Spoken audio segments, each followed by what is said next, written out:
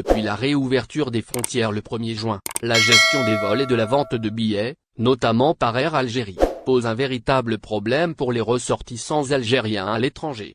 Il ne se passe pas un jour sans les scènes d'anarchie dans les aéroports français.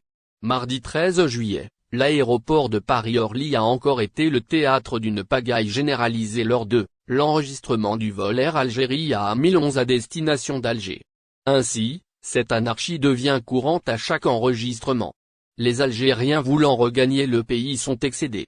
En plus du nombre de vols réduits, la gestion de ces derniers pose de sérieux problèmes. Air Algérie est accusé de favoritisme et de passe-droit. Les scandales éclatent régulièrement. C'est le cas le 13 juillet.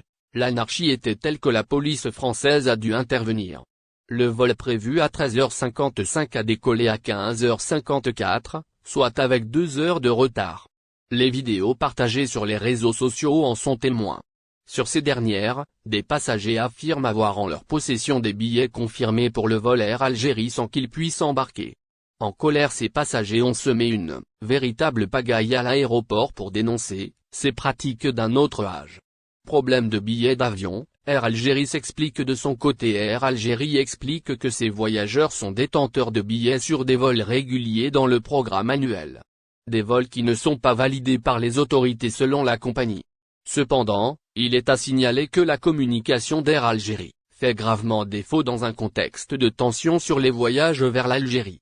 Il faut dire aussi qu'à défaut de trouver un billet sur le site d'Air Algérie, plusieurs ressortissants se rendent carrément dans les aéroports dans l'espoir de trouver des places à bord des vols d'Air Algérie. Ils sont nombreux à témoigner de leur calvaire pour rentrer en Algérie.